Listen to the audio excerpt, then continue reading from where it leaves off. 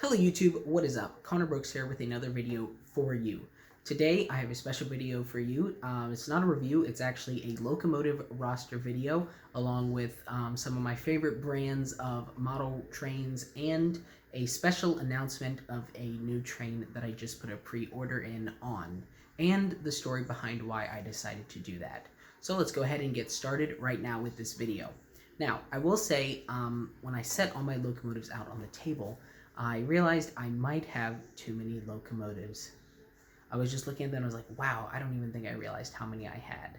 But let's just go ahead and do like a kind of like a panoramic view, and then I will talk about each locomotives specifically. So over here, I have my specialty locomotives, ones that don't run very often, normally keep on display. This section is my RF&P section, either locomotives that have already been moved to RF&P or locomotives that need to be transitioned. And then over here are my locomotives that are non-RF&P locomotives that are just Connor and Jimsville locomotives that I do not plan on patching for RF&P because either it's just too much work or I just do not feel that they would fit. So that is how, and then of course they are then subdivided into steam and diesel, steam and diesel. So let's go ahead and start with the specialty locomotives. And the special announcement locomotive that I will be talking about at the end of this video, is going to be included in these specialty locomotives. So let's go ahead and move these back a little bit and we'll talk about each one of them. Let's go ahead and start with the George Bush 4141. So this is a Union Pacific locomotive. It was actually George Bush's funeral train. This is a Athearn Genesis. This is from the new run. It has Tsunami 2 in it, and it sounds absolutely fantastic. It is also absolutely beautiful. I had the MTH on pre-order, and then this one became available first. So I decided to cancel that pre-order and order this one. Speaking of MTH, the entire model railroading community is upset by the fact that MTH is closing. So I do have a couple things coming from them, like the George Bush funeral car with the casket inside of it. So that'll be something cool that's coming to the layout. Hopefully once that's, I pre-ordered it through trainworld.com. So once MTH gets it out there, it'll be on the layout. Oh, did not mean to hit that. So yep, this is George Bush 4141. Now, I probably will not be doing that whole turnaround for each train. It's just these are my special trains, so they mean more to me. Not that my trains don't mean, you know what I mean. So the next one, this is my Broadway Limited C&O L1 Hudson. This has super sentimental value to me because my dad lives so close to Baltimore, and we go to the B&O Railroad Museum all the time where this locomotive is on display. So this is, it is a brass hybrid from BLI, and it smokes, and it is just an absolutely beautiful locomotive, but I do not run it very much. It is more of a display piece. Because it was so expensive, I don't want to run it very much. I, of course, run it for special occasions and things like that. And then this last one, even though it isn't really like a necessarily the nicest locomotive because it's a Bachmann, I decided to include it in the specialty locomotives just because it is different and I don't run it very much. This is the Bachmann American Freedom Train 4449. I believe it's a GS4. Correct me if I'm wrong, but I believe that is what it is. And by the way, all of the locomotives that you see, a majority of them today, I do have a review on my channel, so if you see any locomotive that you're interested in hearing the sounds of, you can of course go and listen to those. There are a couple that I have not done a review on, but I believe every single one of these I've done a review on, except maybe the Fox Valley Models GP60, which we'll get to. So that does it for the specialty locomotives, and now let's go ahead and move on to the RF&P steam section. So this is my most recent addition. This is technically Chesapeake, Ohio. I'm not even going to try to pronounce it, but it's a 284 Kawana. I don't have it in front of me, so I don't actually remember what it was. But I do plan on getting this patched for the RF&P 284s. Just because we don't have one and I am not going to be able to find one online. So I just thought, why not? And so, but I'm probably just going to keep the road number but we'll at least get the RF&P patch so it'll fit in with the RF&P. It is a beautiful, excuse me, it is a beautiful locomotive for Bachmann. Excuse me, I don't know why I'm hiccuping so much. And I'm very impressed with it. The next one is the Bachmann Alco 260. It's patched for RF&P, of course.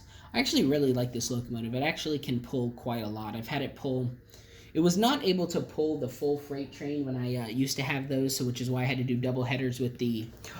Which, by the way, reminds me, I completely forgot about this locomotive that was hidden back here. That would be important to have all my locomotives. There we go. So, the Alco 260, I needed the 280 to, of course, help me with that.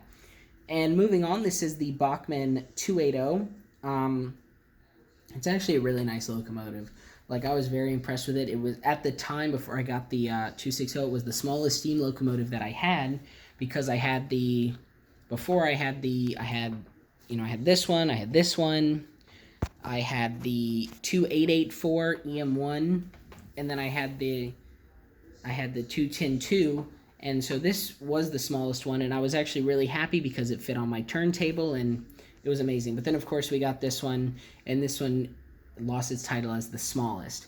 So that does it for the RF&P steam section. I'm actually really impressed with the RF&P steam section because I think it's cool to have steam still running on the layout.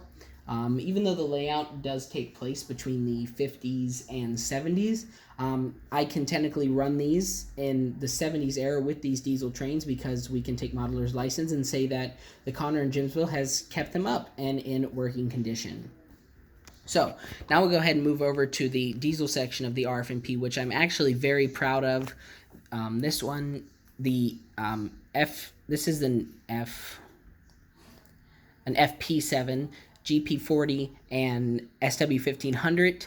These are actual RF&Ps, and then these are the ones that I have patched for RF&P.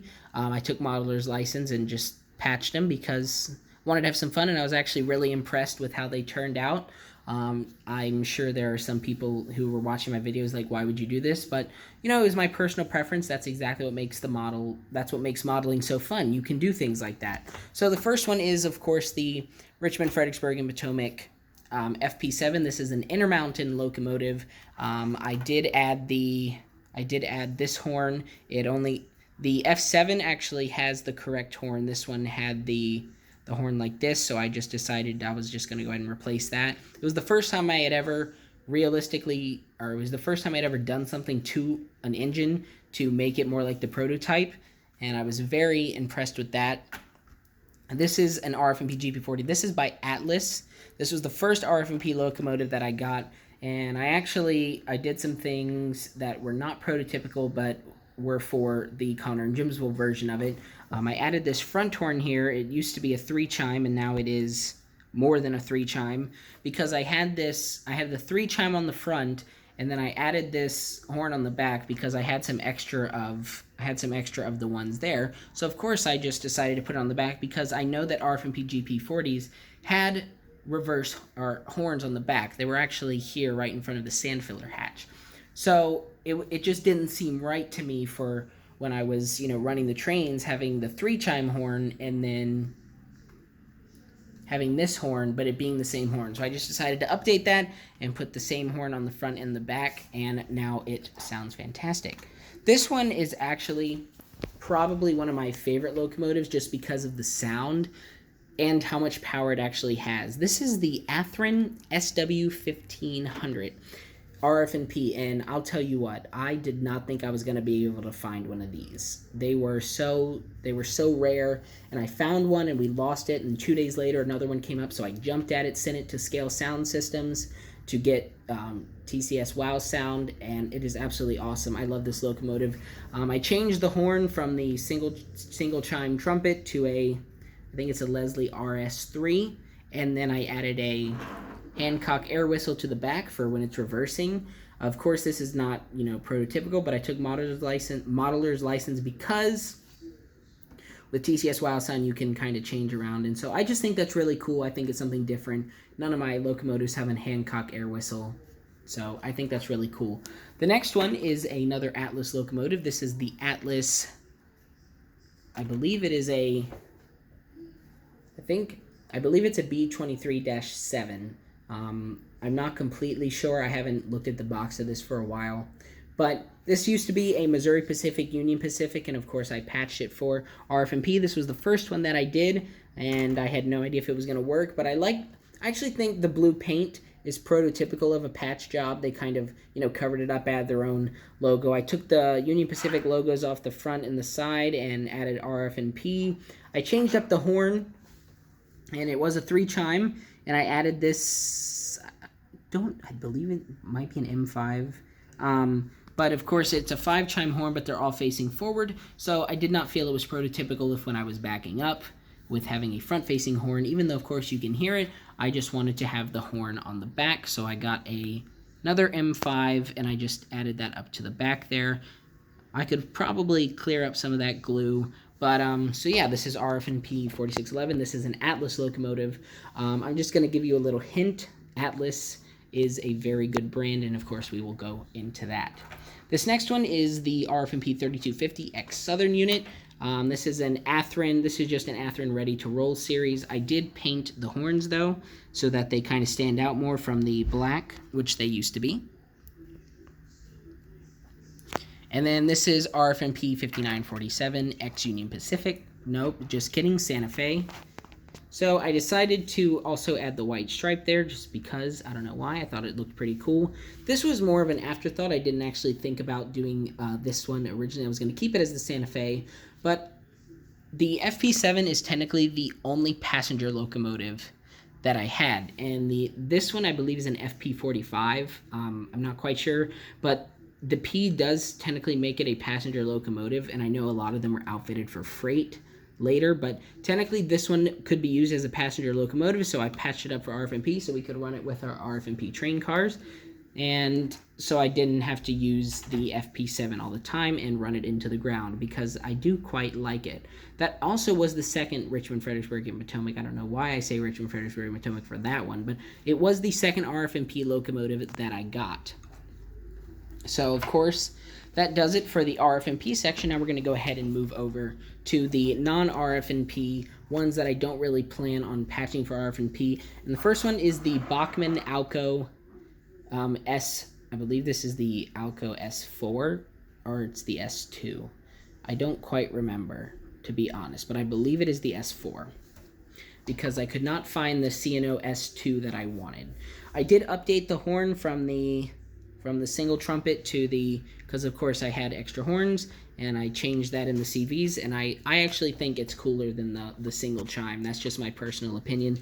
I don't think I'm going to change this from B&O to RF&P just because there's some like fan grills here, and I don't know if you can really, you can tell a little bit. It's not really focusing. There it is. There's fan grills here, and it's just when I'm doing the patch, the fan grills might get in the way and it might actually bubble. So I just don't really want to, I really don't want to mess anything up. And I actually kind of like the B&O, if it would focus, I actually like the B&O logo because of the B&O Railroad Museum. So I thought I'd keep that. And then the next one, this is the Fox Valley Models GP60. This is Norfolk and Southern, and this one has definitely seen better days because I don't really run it. So we're missing up some things here. This is kind of just like a, I guess you could say this is just like an old locomotive on the layout that only comes out. But I do quite like that it has ditch lights, and I was able to get them flashing. So, yeah. This one is, but I will say, though, when it was in its heyday and I didn't destroy it, this was actually a really amazing model, and I highly recommend Fox Valley Models. And I don't know if many of you have heard of them. They have a GP60, and that's really it. I believe they're trying to do a Hiawatha steam locomotive. I haven't really checked up on that. Then this is my Rapido F40PH. Yes. Yes. And of course Amtrak, and I really love this locomotive. Sadly though, the headlight is out, and I have not sent it back to get it fixed, or sent it to someone to get it fixed. But I should be doing that soon because I really want to get this running again, so we can have an Amtrak pulling the RF&P as if right when Amtrak was taking over RF&P. I think that would be pretty cool. So yeah, we'll talk about Rapido later because I absolutely love Rapido. And then this one is a Proto 2000 E8, I believe, no, E7A.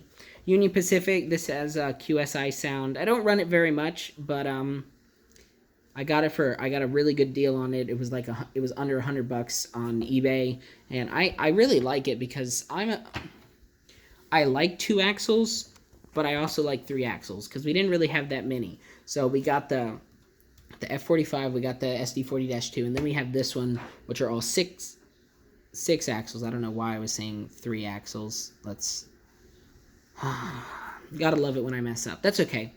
And then the last one, last but not least, is Southern 5212. This is a Bachmann 210-2, and this was TCS Wow Sound was added to this. This was my first Wow Sound locomotive, and this is where I learned to fall in love with Wow Sound. So that does it for the locomotive roster. Now let's go ahead and talk about my favorite brands, and let's also talk about the brands that I do not necessarily like as much. So we'll start off over here because a majority of these locomotives, or actually I'll just bring this one to make it all a Bachmann. So these are all Bachmann locomotives. The 4 steam trains and the 1 diesel. Now, you may be asking, Connor, why do you have so many Bachmann steam trains? And I'll tell you, even though they aren't really that detailed, they're a lot cheaper than your average brand, and they get the job done. Like I said, they're not that detailed, but they're still beautiful models. Now, on the diesel side, I think Bachmann could do a little better. But it is nice not having to pay so much and still get a sound locomotive. So if you're new to the hobby, I highly recommend Bachmann. If you're new to the hobby. But if you're more experienced in the hobby and you're ready to kind of go to the next level, I will include Athearn Ready to Roll in this. Athearn Ready to Roll is a beginner. I was not very impressed with the SD40-2 itself. It's a beautiful locomotive, but running-wise, it did not do too well. I had to get a keep alive in here just so it could run over my tracks, and there are some times where it's trying to turn where it still doesn't turn. Now, I don't know if that's just with this particular one. I know some other people are having problems only with the Southern, but that's what I found with Athearn Ready to Roll. So if you're a beginner, this is great. It's cheap. It gets the job done. Then the next one I would say is Athearn Genesis. So this one is of course an Athearn Genesis. It's highly detailed, and actually I'll actually include Proto 2000 with that, just because they're probably no. Let's just say I kind of forgot this one existed. Let's say Proto 2000. And I forgot this one was a Bachmann as well. Let's just say, okay, so Proto 2000 and Bachmann Athearn Ready to Roll. Those are your beginners, because this one is definitely cheap. It gets the job done, but it's cheaper. And then you move to Athearn Genesis. Now, even if it doesn't have a good sound system, which I'm going to dock some Athearn Genesis points from that, because a lot of the older Athearn Genesis just has regular Tsunami, and there's so much better decoders out that do so much more. So, while it's very detailed, the sound is kind of lacking. But this one has Tsunami too. I'm very impressed with the details. It's actually one of the more detailed locomotives that I have. So, if you're ready for that next level, it's a little more expensive, but if you're ready for that next level, go ahead and do Athearn Genesis. Then I'm going to have to go to, and it's definitely between Intermountain and this one is an Athearn. This one is an Athearn Ready to Roll, but this one doesn't count with the cheapness, because this one's actually a special one, which we'll talk about in a little bit. So now we're between Intermountain and Atlas, which are actually probably neck and neck. I love the companies, but I'm gonna go ahead and put this one lower than the Atlases, just because this one is older and has Tsunami sound instead of ESU. Now, I'm not docking Tsunami. This one actually has a really great Tsunami decoder. It is not like your Athearn. It is not like your Athearn Tsunami decoders. This one is very programmed. It has brake squeal, has a lot of functions. I'm just gonna dock some points for Intermountain because it's an older one, but the detail is still absolutely fantastic. And then we'll go to Atlas. Now, I think Atlas is actually a very detailed train. You know, they're not that expensive. They come with ESU sound. There's treaded walkways. There's see-through steps. You can't really see it. There you go. There's see-through steps, and there's great detail on the locomotive. So this is why I'm putting Atlas here. I quite like this. This is an Athearn Genesis, but it's an older one, which is why I didn't really talk about it. So yeah, that's where I put Atlas. So personally, I think Atlas is above Athearn Genesis because of the sound system that they have in it. I think ESU puts everything over the top. And then we'll go ahead and do this one. So this one, since it is special to me, I'm actually going to put it. The Athearn Ready to Roll SW1500 is beautiful, and you can get a detail pack for not that much that actually adds a lot of realism to it. So that's why I'm putting this one here. It's like a special one. Like Athearn Ready to Roll is pretty cheap, but the SW1500, if you can find one on like eBay, like the newer one, and you can tell it's the newer one because of how thin the bell wiring is and because of how see-through these vents are, but they're beautiful. And they're actually, Athearn just came out with like another Norfolk Southern one, and I don't really know, but they're beautiful. So I highly recommend the SW1500. And then next is Fox Valley models. So pretending that this one isn't in bad shape, this is actually a beautiful model. And along with that, it has ESU lock sound. So before I got all these other locomotives, this was one of the most detailed locomotives I had ever gotten, and for good reason. I mean, it is absolutely beautiful. And I personally think that Fox Valley is a great company. I wish they did more. So if you like Norfolk Southern, I believe they also have Santa Fe, just go ahead and look up Fox Valley models and just see what they got. I highly recommend them. They're not super expensive either. And then, drum roll please, for my #1 favorite brand, it's Rapido. If you know nothing about Rapido, not only are they one of the most detailed companies out there, they're also one of the funniest. Rapido is based out of Canada, and I don't know if it's just the Canadian people or what, but everything about Rapido is funny. Like, all of their YouTube videos are absolutely hilarious. And even the instruction manual for this just like has funny things, and there's even music and stuff decoded on the decoder in functions like 16 to 19. Like, it's amazing, and it's so detailed. But I think there's going to be a locomotive that is actually going to surpass this. So I'm going to turn this back to me, and I'm going to talk about that. So it is Sunday, September 13th when I'm recording this, I believe. I should probably make sure. Yes, it is Sunday, September 13th.